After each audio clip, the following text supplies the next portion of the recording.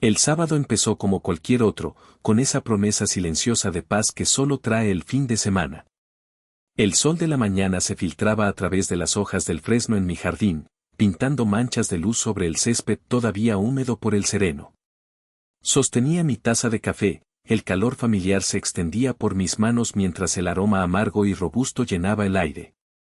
Desde mi terraza, observaba el mundo despertar. Era mi ritual, mis 10 minutos de quietud antes de que el caos de la vida familiar tomara el control. Pero esa mañana, la quietud se rompió. Al principio, fue solo una figura en el borde de mi visión, una mancha de color que no encajaba. Enfoqué la mirada. Era mi hermano, Héctor. Estaba de pie junto a mi camioneta, una Ford Lobo Platinum negra que brillaba bajo el sol como un espejo de obsidiana. Era mi orgullo, el símbolo tangible de años de levantarme a las 4 de la mañana, de negociaciones tensas, de noches sin dormir preocupado por la nómina de mis empleados. En su mano, Héctor sostenía una botella de plástico vacía, la etiqueta roja inconfundible de una Coca-Cola. La tapa del tanque de gasolina de la camioneta estaba abierta. Una sonrisa torcida, casi una mueca de suficiencia, jugaba en sus labios. No me había visto. Mi madre, Elena, estaba a unos metros, junto a sus rosales, con los brazos cruzados. No estaba podando las flores ni arrancando la mala hierba. Estaba observando. Era una espectadora en un teatro que yo no sabía que se estaba representando. El corazón no se me aceleró. No sentí la oleada de furia que uno esperaría. En su lugar, un frío glacial se instaló en mi estómago, un hielo que se extendió por mis venas y entumeció mis sentidos. Era la calma antinatural que precede al terremoto. Dejé la taza sobre la mesita de hierro forjado con un chasquido seco. El sonido pareció viajar por el aire y alertarlos de mi presencia. Héctor se giró lentamente, la sorpresa en su rostro tan falsa como un billete de 3 pesos. Levantó la botella vacía en un gesto que pretendía ser de inocencia. «Ay, mano». «¿Qué onda?», dijo, su voz demasiado casual. «Fíjate que, creo que sin querer le eché refresco a tu camioneta». «Neta, pensé que era para el limpiaparabrisas». «Ya ves que uno es bien güey a veces». No respondí. Mis ojos se movieron de su cara a la boca abierta del tanque de gasolina, y luego a mi madre, que se encogió de hombros ligeramente, como si estuviera viendo a un niño travieso que acababa de derramar un vaso de leche. «¿Le echaste refresco?», pregunté. Mi voz salió plana, sin inflexiones, un sonido muerto en el aire de la mañana. Fue mi madre quien respondió, su voz con ese tono de fastidio que usaba cuando sentía que yo estaba exagerando. «Ya, Ramiro, no hagas tanto drama. Fue un error, a cualquiera le pasa. Son cosas que pasan. Cosas que pasan». La frase resonó en el silencio. No, no eran cosas que pasan. Era un acto de guerra. Un mensaje. Y yo, por primera vez en mi vida, estaba listo para responder. No con gritos, no con insultos. El tiempo para eso había terminado hacía mucho tiempo. Me di la vuelta y entré en mi casa, el eco de sus risas ahogadas siguiéndome como una plaga. El hielo en mi estómago comenzaba a arder. Dentro de la casa, el silencio era un refugio. El olor a café y a pan tostado, cortesía de mi esposa Amalia, contrastaba violentamente con la toxicidad que acababa de dejar afuera. Caminé mecánicamente hacia la sala, mis pies pesados sobre el piso de madera. Mis ojos se posaron en la fotografía que colgaba sobre la chimenea. Era mi padre. Estaba sonriendo, con sus ojos amables y un bigote espeso que siempre parecía estar a punto de contar un chiste. Murió hace 10 años, pero su presencia, y sus palabras, seguían gobernando mi vida.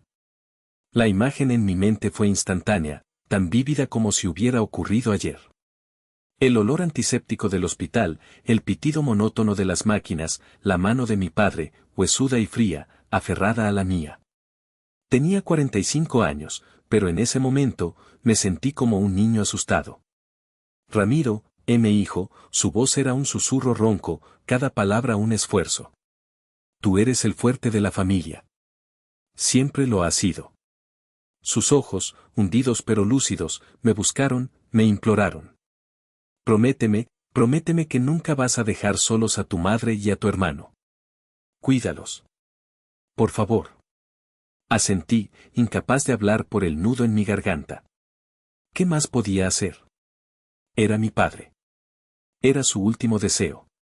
Te lo prometo, pa, logré decir. Esa promesa se convirtió en mi ancla y en mi condena. Se convirtió en la justificación para cada cheque que firmé, para cada favor que hice, para cada límite que permití que cruzaran. Cuidarlo se tradujo en pagar los 200,000 pesos que Héctor le pidió a un prestamista para un negocio de importación de baratijas chinas que fracasó en menos de 6 meses. Se tradujo en financiar el viaje de mi madre a Europa para sanar su alma, un viaje del que regresó con 3 maletas llenas de ropa de diseñador y ninguna gratitud. Se tradujo en comprarles un refrigerador nuevo de acero inoxidable cuando el suyo misteriosamente dejó de funcionar y en instalarlo yo mismo un domingo por la tarde mientras Héctor veía el fútbol, diciéndome que no le sabía a esas cosas. Cada vez, la cara de mi padre aparecía en mi mente. Cuídalos. Y yo obedecía, apretando los dientes, diciéndome a mí mismo que era mi deber, mi responsabilidad. Pero mientras estaba allí, en el silencio de mi sala, el sonido de la risa de mi hermano todavía en mis oídos, me di cuenta de la verdad. No los estaba cuidando. Los estaba habilitando. Y en el proceso, estaba dejando que destruyeran todo lo que yo había construido. Incluyéndome a mí. El refresco en el tanque no era una travesura estúpida. Era un acto calculado, una represalia. Y yo sabía exactamente por qué. El epicentro de este terremoto era un departamento de 2 recámaras en el corazón de la colonia Condesa, un legado de mi padre, un lugar lleno de los fantasmas felices de nuestra infancia.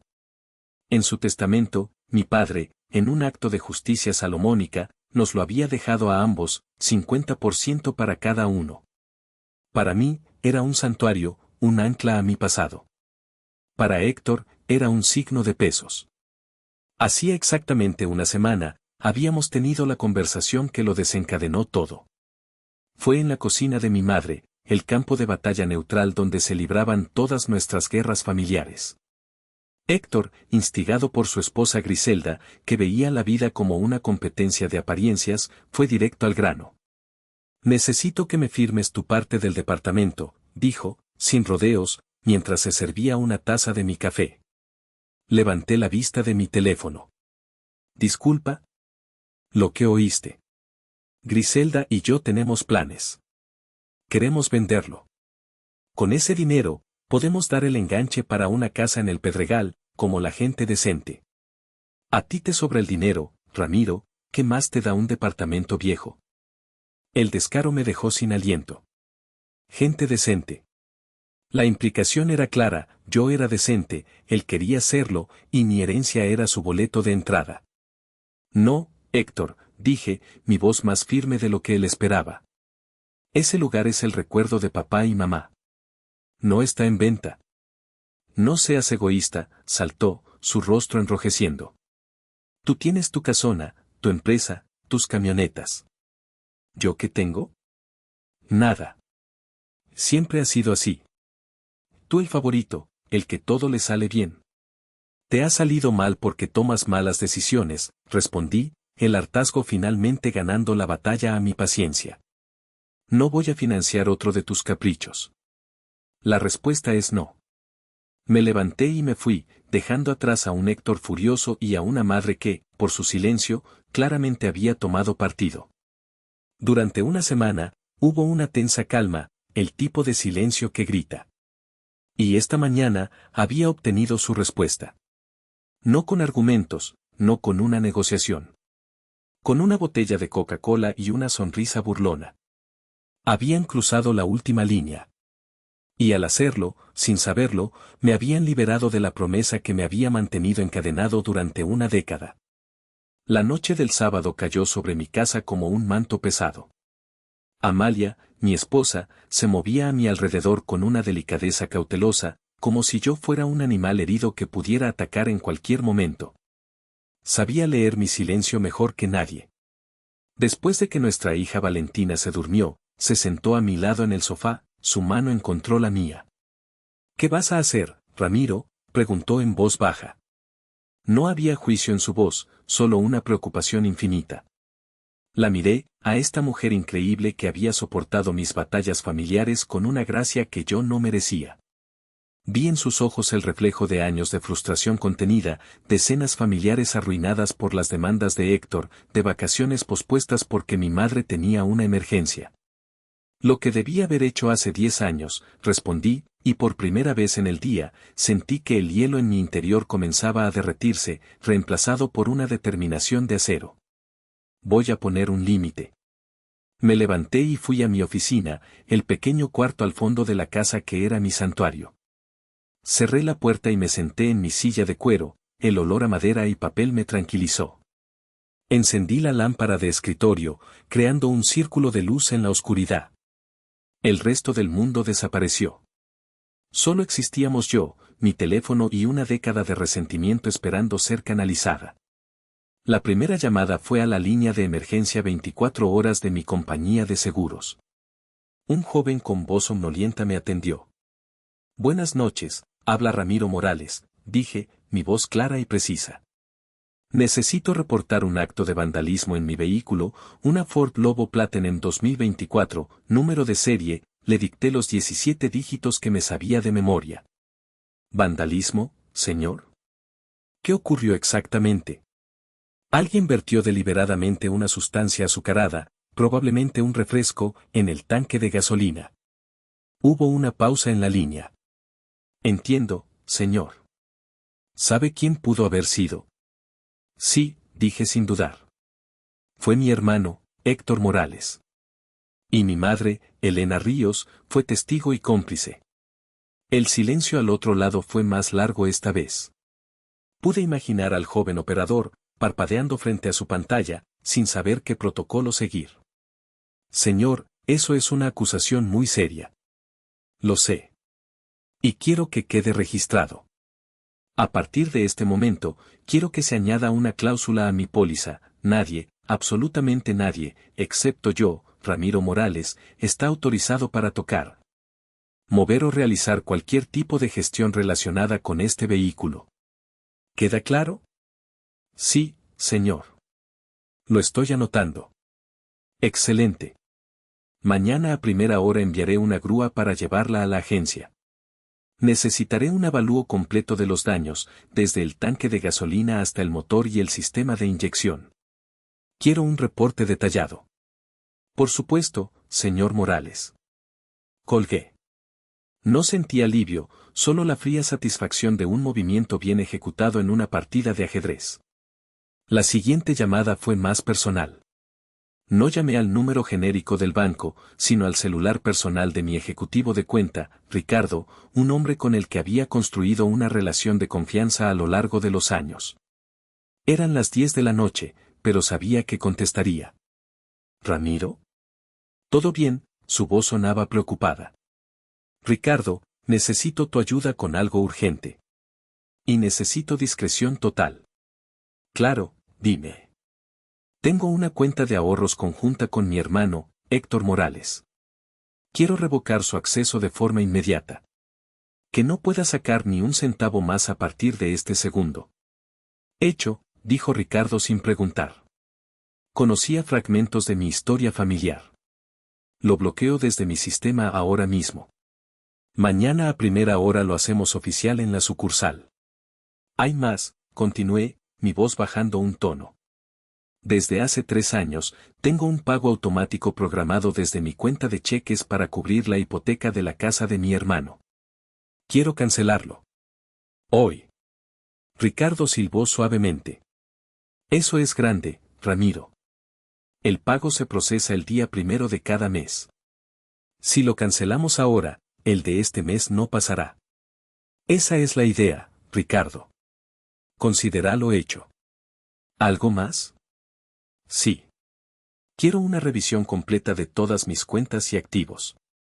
Quiero asegurarme de que no haya ninguna otra puerta trasera, ninguna otra conexión o autorización que yo haya olvidado. Quiero un muro de fuego financiero entre mi familia y yo. Entendido. Mañana a las 9 te veo en mi oficina y blindamos todo. Gracias, Ricardo. Colgué el teléfono y me recosté en la silla, el cuero crujió bajo mi peso. El silencio en la oficina era absoluto. Había movido mis piezas. Había construido mis defensas. Ahora, solo quedaba esperar el amanecer y ver cómo reaccionaba el oponente cuando descubriera que el tablero de juego había cambiado para siempre. Por primera vez en mucho tiempo, no sentí el peso de la promesa de mi padre. Sentí el peso de mi propia libertad. Y era glorioso. El domingo amaneció con una atmósfera extraña, una calma premonitoria. El sol brillaba igual que el día anterior, los pájaros cantaban, pero el aire en nuestra casa estaba cargado de una electricidad invisible. Amalia preparó chilaquiles, nuestros favoritos, en un intento valiente de aferrarse a la normalidad. Comimos en un silencio denso, roto solo por el parloteo inocente de nuestra hija de 8 años, Valentina. Valentina era mi sol. Tenía los ojos curiosos de su madre y mi terquedad. Verla crecer, proteger su mundo, se había convertido en el propósito central de mi vida. Un propósito que, me di cuenta con una punzada de culpa, había estado descuidando por atender las crisis perpetuas de otros. Después del desayuno, mientras yo recogía los platos, Valentina se acercó a Amalia en la sala. Yo podía oírlas desde la cocina. Mami, dijo con esa vocecita seria que usaba para las preguntas importantes. ¿Por qué el tío Héctor estaba enojado ayer? Sentí que se me helaba la sangre. Dejé los platos en el fregadero y me quedé inmóvil, escuchando. Amalia se tomó un momento antes de responder, eligiendo sus palabras con cuidado. A veces los adultos no están de acuerdo en las cosas, mi amor. Como cuando tú y tu amiga Sophie se pelean por un juguete. Pero, él le gritó a mi papá, insistió Valentina. Le dijo que era un egoísta. Y la abuela Elena no dijo nada. Solo miraba. El golpe de esa frase fue físico. Me apoyé en el mostrador, sintiendo que me faltaba el aire. Ella lo había visto todo. Lo había procesado todo con la lógica brutalmente honesta de un niño. No solo había visto la agresión de su tío, sino también la complicidad de su abuela. Amalia la abrazó. Tu papá y tu tío arreglarán sus problemas, corazón. No te preocupes. Más tarde esa tarde, mientras Valentina estaba en su cuarto jugando, Amalia vino a la oficina donde yo estaba, fingiendo revisar correos electrónicos. Se sentó en la silla frente a mi escritorio, su rostro una mezcla de tristeza y resolución. Me preguntó eso, dijo en voz baja. Me preguntó por qué Héctor te gritó. Dijo que le dijiste egoísta y que la abuela no hizo nada. Se dio cuenta de todo, Ramiro. Levanté la vista de la pantalla, mis ojos se encontraron con los suyos. Esto ya no se trata de ellos, continuó, su voz ganando fuerza. Ya no se trata del dinero, ni del departamento, ni siquiera de la estúpida camioneta. Se trata de ella. De Valentina. ¿Qué clase de ejemplo le estamos dando? ¿Qué está bien que la familia te trate mal? ¿Qué tienes que aguantar el abuso en silencio para mantener la paz? No quiero que mi hija aprenda eso, Ramiro. No de ti. Cada palabra era un dardo certero. Tenía razón. Absoluta y completamente. Mi lucha interna, mi debate sobre la promesa a mi padre, todo se desvaneció en ese instante. Se volvió irrelevante. Mi deber principal no era con el fantasma de mi padre, ni con una madre y un hermano que me habían demostrado no merecer mi lealtad. Mi deber era con la niña que jugaba en el cuarto de al lado. Mi deber era enseñarle que el respeto no se negocia, que la dignidad no tiene precio y que a veces, la decisión más valiente y amorosa es construir un muro para proteger a los tuyos. Miré a Amalia, mi ancla, mi conciencia. Tienes razón, dije, y la convicción en mi voz me sorprendió a mí mismo. Se acabó. Por Valentina. Se acabó. En ese momento, la guerra dejó de ser por defender mi territorio. Se convirtió en una cruzada para proteger el suyo. Y por eso, estaba dispuesto a quemarlo todo. El lunes por la mañana, el mundo de Héctor Morales se vino abajo. La escena, como me la imaginé 1000 veces después, debió ser casi cómica en su brutalidad. Eran las 7:42 de la mañana, Héctor, segaramente todavía en pijama, con el sabor a café rancio en la boca. Abrió la puerta de su casa en un fraccionamiento de clase media que se esforzaba por aparentar más de lo que era. La casa cuya hipoteca yo pagaba. Afuera no estaba el repartidor del periódico ni un vecino paseando al perro. Lo esperaban 2 hombres de aspecto sombrío, vestidos con esa ropa funcional y sin alegría de la gente que trae malas noticias. Uno, con una chamarra con el logo de Financiera Confía, sostenía una carpeta de aspecto oficial. El otro, más corpulento, con cara de pocos amigos, simplemente observaba. A sus espaldas, estacionada en la calle, una grúa de plataforma esperaba como un buitre paciente. «Señor Héctor Morales», preguntó el de la financiera, su tono desprovisto de cualquier emoción. «Sí, soy yo». «¿Qué se les ofrece?», respondió Héctor, probablemente con un toque de esa arrogancia que nunca lo abandonaba. «Mi nombre es Juan Carlos Benítez, de Financiera Confía. Estamos aquí en relación al crédito de su vehículo, el Mazda CX-5 blanco». Hizo una pausa, revisando un papel en su carpeta. «Según nuestros registros, el financiamiento para este vehículo fue cancelado por la fuente de pago original. El crédito está en incumplimiento. Tenemos una orden para proceder con la recuperación del activo». La cara de Héctor debió pasar del desconcierto a la incredulidad. ¿Cancelado? No, debe haber un error. El pago es automático. No hay ningún error, señor, dijo el hombre, imperturbable. La cuenta desde la que se hacían los pagos ha bloqueado la transacción. El vehículo será embargado. Antes de que Héctor pudiera procesar eso, un segundo coche se detuvo detrás de la grúa. De él bajó un hombre de traje, con un maletín. Se acercó al grupo. «Señor Morales, soy el licenciado Rivas, actuario del juzgado civil», dijo, entregándole un fajo de papeles a Héctor. «Esto es una notificación oficial. El pago de su crédito hipotecario, correspondiente al día 1, fue rechazado por fondos insuficientes en la cuenta de origen. Según los términos de su contrato, tienen un plazo de 5 días hábiles para liquidar el saldo pendiente más los intereses moratorios. De lo contrario, se iniciará formalmente el proceso de juicio especial hipotecario para el desalojo del inmueble». El color debió abandonar el rostro de Héctor. Coche. Casa. En menos de 5 minutos, los 2 pilares de su vida de apariencia se estaban desmoronando. Pude imaginarlo, con los papeles temblando en su mano, tartamudeando, buscando una explicación. Su primer instinto, como siempre, fue llamar a su red de seguridad. A mí. Mi teléfono, que estaba sobre mi escritorio, vibró. En la pantalla apareció Héctor. Lo miré vibrar 1, 2, 3 veces. Luego, lo deslicé hacia el botón rojo de rechazar. 1 minuto después, vibró de nuevo. «Mamá». Esta vez, deslicé el verde. Era hora de la segunda fase. «Bueno», respondí, mi voz deliberadamente tranquila. «Ramiro», gritó, su voz tan estridente que tuve que apartar el teléfono de mi oído. «¿Qué demonios hiciste?» «No sé de qué me hablas, mamá», respondí con una calma que sabía que la enfurecería aún más. «No te hagas el estúpido conmigo», chilló. «Héctor me acaba de llamar, está hecho un mar de lágrimas. Le quitaron el coche. Un hombre del juzgado fue a decirle que lo van a correr de su casa». «¿Es que te has vuelto loco?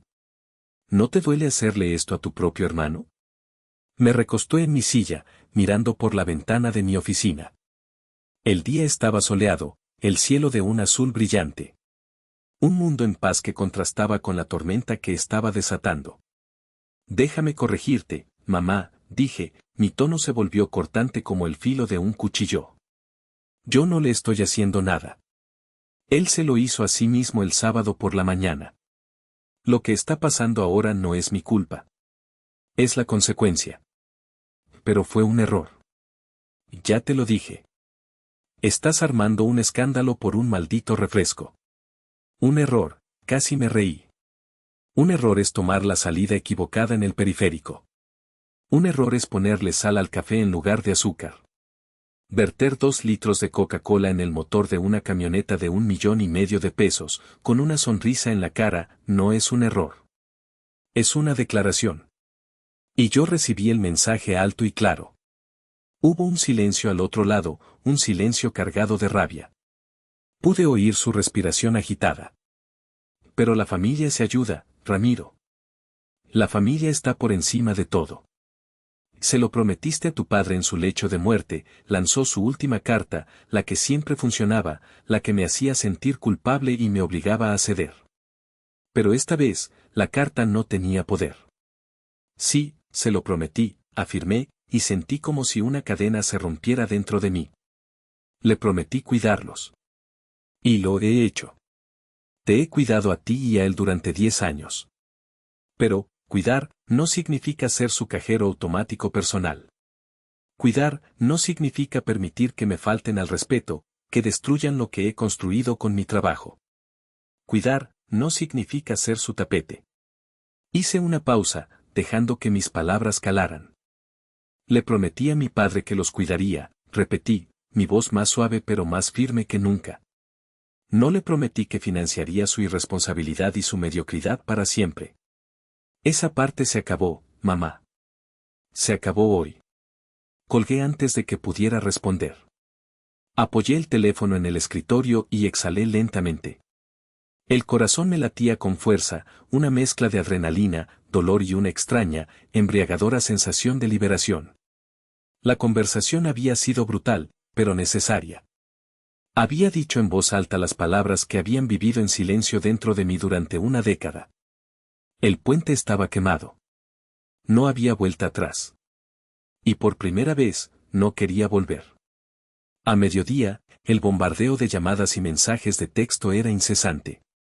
Nombres que no había visto en años aparecían en mi pantalla, tías, primos, todos reclutados por mi madre para la campaña de presión. Borré las notificaciones sin leerlas.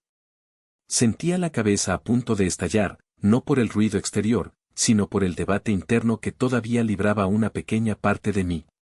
La parte que había sido entrenada para sentirse culpable. Necesitaba aire. Necesitaba perspectiva. Conduje sin un rumbo fijo hasta que mis manos, por puro instinto, me llevaron a las calles industriales de la periferia, al lugar donde todo había comenzado para mí. Estacioné mi coche, un sedán modesto que usaba para el día a día, frente a un portón de metal oxidado que rezaba Taller Mecánico El Milagro. Dentro, el olor era una mezcla embriagadora de aceite, metal y trabajo duro. Y allí, bajo el chasis de un viejo Volkswagen, estaba don Fausto, mi primer jefe, mi mentor, la figura paterna más cercana que había tenido desde que mi padre murió. Ramiro, cabrón. Qué milagro que te dejas ver, dijo, su voz resonando en el taller mientras se deslizaba de debajo del coche sobre una camilla con ruedas. A sus 70 y tantos años, seguía teniendo la energía de un hombre de 50, sus manos permanentemente manchadas de grasa, sus ojos brillantes de inteligencia y picardía. Nos dimos un abrazo fuerte, de esos que dicen más que las palabras. Me ofreció una Coca-Cola de botella de vidrio, helada, y nos sentamos en 2 cajas de herramientas volcadas. No me preguntó qué me pasaba. Simplemente esperó. Y yo hablé. Le conté todo. El refresco, la conversación con mi madre, las llamadas, la hipoteca, el coche de Héctor. Le hablé de la promesa a mi padre, del peso que había cargado, de la pregunta de mi hija. Hablé durante casi media hora sin parar, las palabras saliendo a borbotones, una confesión catártica. Don Fausto escuchó en silencio, asintiendo de vez en cuando, limpiándose las manos con un trapo sucio. Cuando terminé, se quedó callado un largo rato, mirando un calendario de mujeres con poca ropa que colgaba en la pared desde 1998. Cuando yo era joven, comenzó finalmente, su voz grave y pausada, mi padre tenía un árbol de aguacates en el patio. Era un árbol grande, hermoso, nos daba los mejores aguacates de toda la colonia. Pero un año, una de las ramas principales se empezó a secar. Se llenó de plaga, las hojas se pusieron amarillas y dejó de dar fruto. Mi padre, que amaba ese árbol, intentó de todo. Le puso fertilizante, le echó agua bendita, hasta le habló. Pero la rama seguía pudriéndose, y lo peor, la plaga empezó a pasarse a las otras ramas sanas. Hizo una pausa, tomó un trago de su refresco. Un día, lo vi salir con un serrucho. Yo me asusté. «Apá, ¿qué va a hacer?», le pregunté. «¿Vas a matar el árbol?». Él me miró muy serio y me dijo: «No, mi hijo. A veces, para salvar un árbol, tienes que cortar las ramas podridas. Duele, sí. La cicatriz se va a ver fea un tiempo. Pero si no lo hago, la podredumbre va a matar el árbol entero». Se giró para mirarme, sus ojos fijos en los míos. «Tú no estás destruyendo a tu familia, Ramiro. Estás cortando las ramas podridas para que el resto del árbol, tu árbol, el que estás formando con Amalia y tu niña, pueda crecer sano y fuerte. No estás siendo cruel. Estás siendo un buen jardinero. Estás salvando lo que de verdad importa». Me quedé sin palabras. Con una simple anécdota, había puesto todo en perspectiva. Había validado mi dolor, mi rabia y mis decisiones. Me dio el permiso que yo no me había atrevido a darme a mí mismo. «Gracias, Fausto», dije, mi voz ronca por la emoción. «Neta, gracias». Él me dio una palmada en la espalda que casi me saca el aire. «Ándele, pues. Deje de chillar y póngase a jalar, que es lo que usted sabe hacer. Y la próxima vez, no se tarde tanto en venir a ver a los viejos». Salí de ese taller sintiéndome como un hombre nuevo. El último vestigio de duda se había evaporado. Sabía lo que tenía que hacer, y sabía que era lo correcto. La guerra no había terminado, pero yo acababa de encontrar mis convicciones. Y estaban forjadas en acero. La calma que me había infundido don Fausto duró hasta las 4 de la tarde. Fue entonces cuando mi secretaria, una joven eficiente pero fácilmente intimidable llamada Laura, entró en mi oficina con el rostro pálido. «Señor Morales, su madre y su hermano están aquí». No tenían cita, pero, insistieron. «Déjalos pasar, Laura», dije, mi voz tranquila. «Y por favor, tómate el resto de la tarde libre». Ella asintió, aliviada, y desapareció. Me levanté de mi silla y caminé hacia la ventana que daba a la playa de maniobras de mi empresa de logística. Un tráiler estaba siendo cargado, un ballet perfectamente coordinado de montacargas y trabajadores. Mi mundo. Ordenado, lógico, funcional. Todo lo que mi familia no era. La puerta se abrió de golpe, sin la cortesía de un toque. Héctor entró primero, con el rostro congestionado por la ira y el pánico. Detrás de él, mi madre, con los ojos hinchados y una expresión de mártir agraviada. «¿Se puede saber qué chingados te pasa?», gritó Héctor, su voz resonando en la oficina. No era el hombre con la sonrisa burlona del sábado.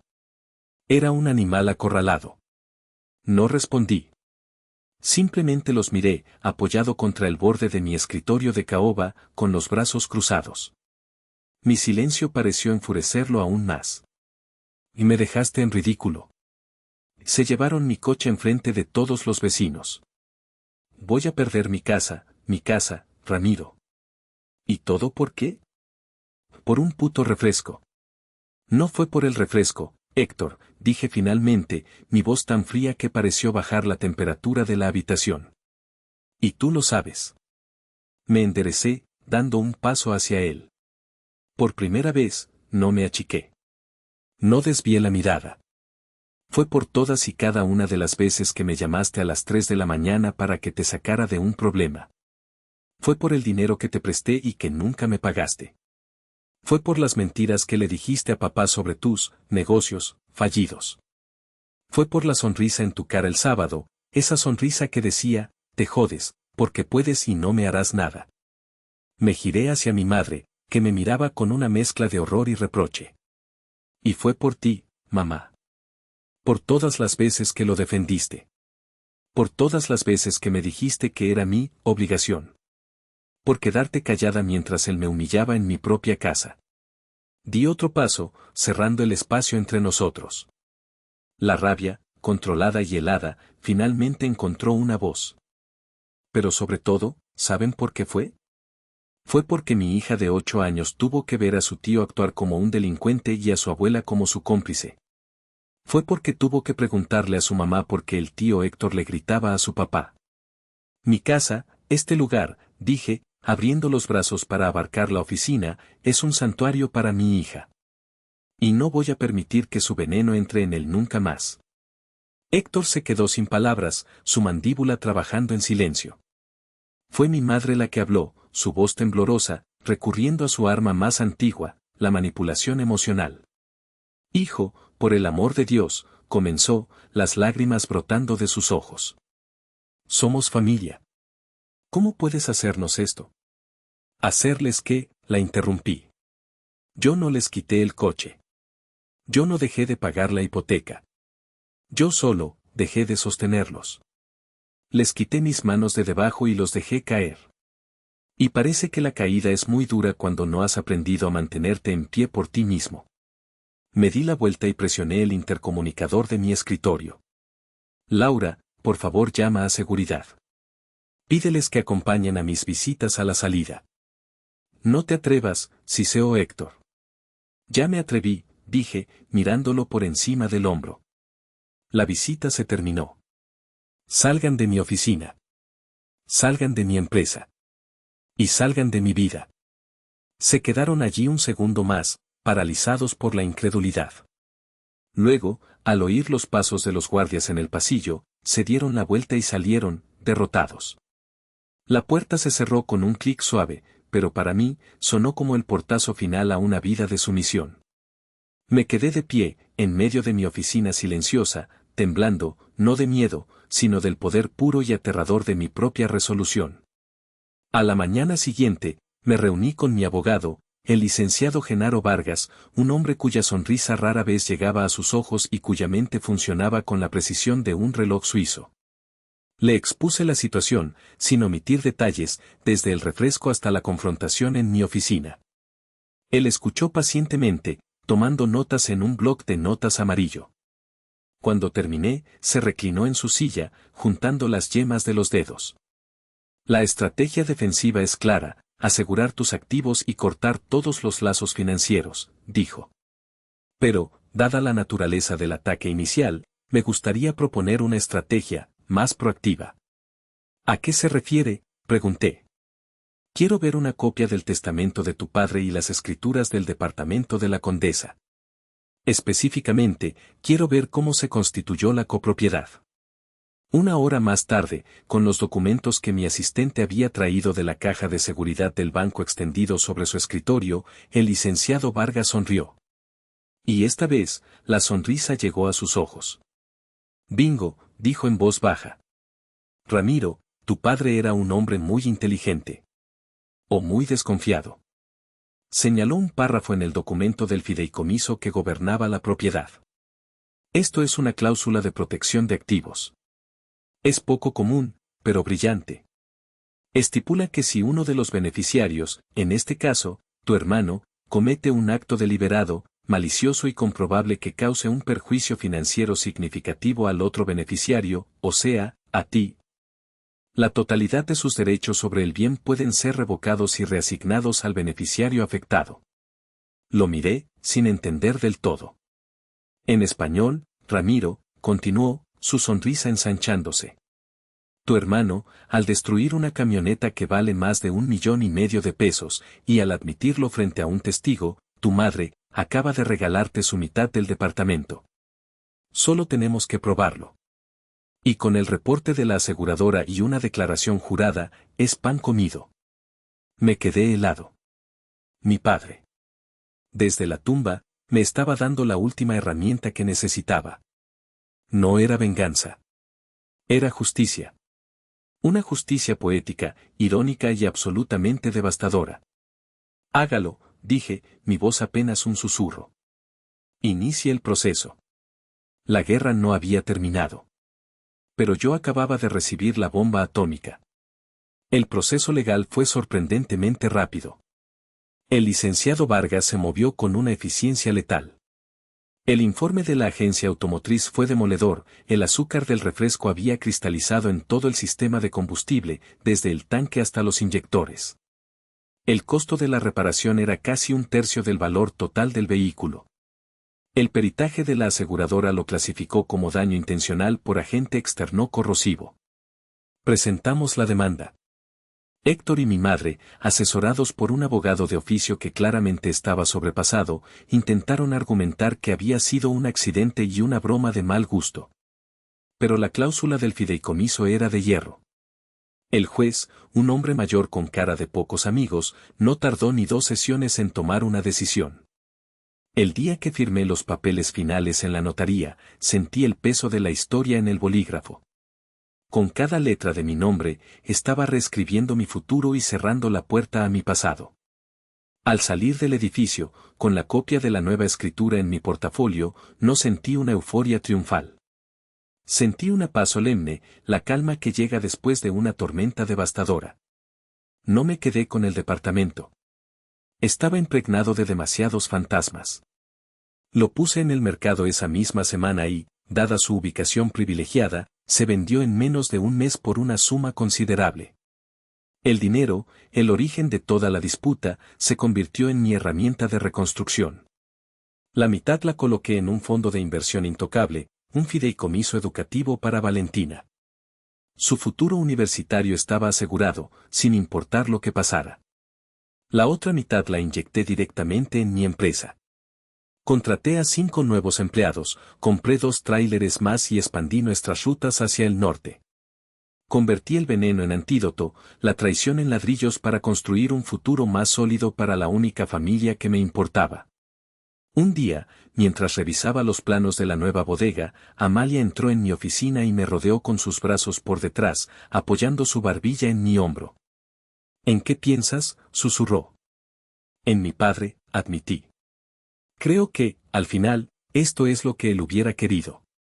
No que los mantuviera, sino que me convirtiera en el hombre fuerte que él creía que era. Ella besó mi mejilla. Siempre lo fuiste, Ramiro. Solo que ahora, por fin, tú también te lo crees.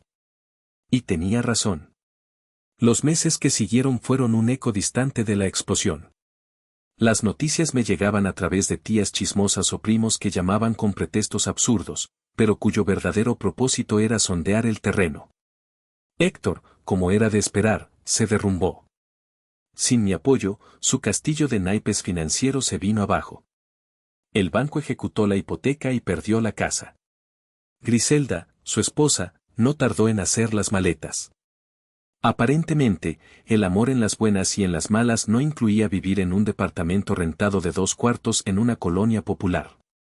La última vez que supe de él, trabajaba como supervisor en un almacén, un trabajo real, con un horario real y un sueldo modesto. Quizás, por primera vez en su vida, estaba aprendiendo el valor del dinero que no caía del cielo. Mi madre fue la que más me dolió. Se negó a aceptar la realidad. Pasó meses llamándome, dejando mensajes de voz que iban desde súplicas llorosas hasta maldiciones furiosas. La culpaba a ella, a Griselda, al mundo, a todos menos a Héctor y a sí misma. Cuando se dio cuenta de que yo no iba a ceder, su orgullo le impidió pedir ayuda de nuevo. Vendió algunas de las joyas que mi padre le había regalado y, finalmente, se mudó a vivir con su hermana mayor a Querétaro. Nuestra comunicación se redujo a un mensaje de texto impersonal en Navidad y en su cumpleaños. Era un final triste y solitario para una relación que había estado muerta mucho antes de que yo firmara el último papel. Yo no sentía alegría por su desgracia. Sería un monstruo si lo hiciera. Lo que sentía era una profunda melancolía por la familia que podríamos haber sido y que nunca fuimos. Pero esa melancolía estaba superpuesta a una capa de acero de autopreservación. Habían elegido su camino. Yo había elegido el mío. Y nuestros caminos, simplemente, ya no corrían paralelos. Ha pasado un año. Es sábado por la mañana. El sol se filtra a través del mismo fresno, pero todo es diferente. Estoy en el jardín trasero, no en la terraza. El olor a café se mezcla con el de la hierba recién cortada. Estoy de rodillas en el césped, sosteniendo una llave inglesa. Ok, campeona, ahora gira el pedal hacia atrás, despacio, le digo a Valentina. Ella, con su casco rosa y una mirada de concentración absoluta, lo hace. La cadena de su bicicleta, que se había salido, vuelve a encajar en su sitio con un clic satisfactorio. Lo hice, grita, su rostro iluminado por el orgullo. Claro que lo hiciste, le digo, alborotándole el pelo. Eres una gran mecánica. Amalia sale de la casa con una jarra de limonada helada y 3 vasos. Nos sonríe, una sonrisa genuina, relajada, que no había visto en años. No hay tensión en sus hombros, no hay preocupación en sus ojos. Hay paz. Mientras sirve la limonada, mi teléfono, que está sobre la mesa del jardín, vibra. Todos vemos la pantalla. Mamá. Nadie dice nada. Valentina me mira, luego a Amalia. Amalia simplemente me observa, su mirada dice es tu decisión. Tomo el teléfono. Mis dedos se deslizan por la pantalla, pero no para contestar. Presiono el botón lateral 2 veces, la llamada se va al buzón de voz. Luego, mantengo presionado el botón de encendido y apago el dispositivo. Lo coloco boca abajo sobre la mesa. ¿Estás bien?, pregunta Amalia en voz baja. Miro a mi hija, que ya está montada en su bicicleta, lista para conquistar el mundo, o al menos el jardín. Miro a mi esposa, mi compañera, mi ancla. El sol calienta mi cara. Tomo un vaso de limonada. El sabor es dulce y ácido, perfecto. Mejor que nunca, respondo, y lo digo desde el fondo de mi alma. Estoy en casa. La familia, aprendí de la manera más dura, no siempre es la sangre que compartes. A veces, es la paz que construyes. Es el respeto que exiges. Y es el silencio que eliges para proteger a quienes realmente te aman. Y en ese silencio, finalmente, encontré mi hogar.